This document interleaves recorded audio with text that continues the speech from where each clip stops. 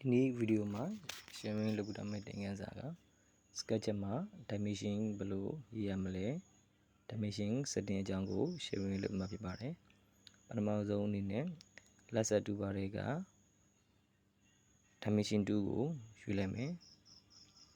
ကိုတိုင်းကျင်တဲ့ point မှာ first point ကလေးချမယ် second point ကလေးချမယ် direction ပြလိုက်မယ် first point second point direction ဒါဆိုရင်တော့ကျွန်တော်တို့လိုချင်တဲ့ dimension ရပါပြီ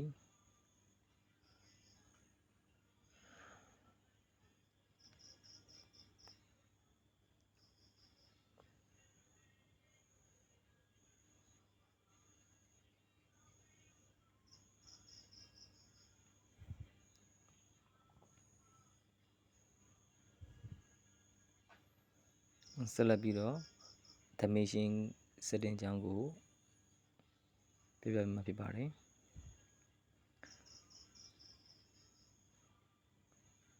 window တွေက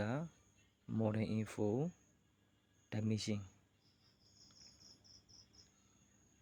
text တွေမှာ font တွေက setting မှာကိုဘာ font တုံးခြင်းလဲယူလို့ရတယ် font style ဘာတုံးခြင်းလဲ bold လားဘာတုံးမလဲပေါ့နော်ပြီးရင်တော့ကျွန်တော်တို့ point ရဲ့ size တွေယူလို့ရတယ်ပေါ့နော်နောက်တစ်ခုကဒီ text တွေရဲ့ size အရွယ်အစားတွေဘယ်လောက်တုံးခြင်းလဲပေါ့နော်ကိုကျင်းနေတဲ့ယူယူပါဆိုတော့ okay နေလည်းရပါပြီ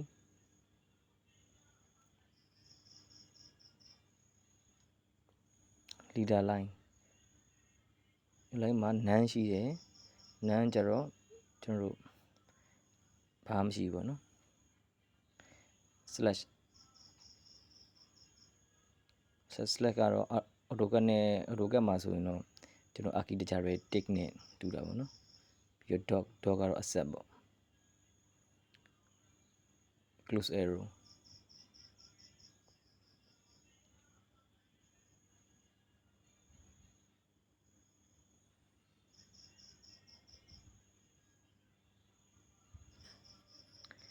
align to screen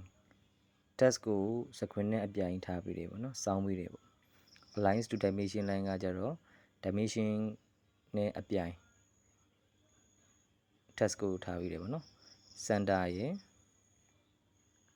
outside ရယ်သုံးမျိုးရှိတယ်ပေါ့နော်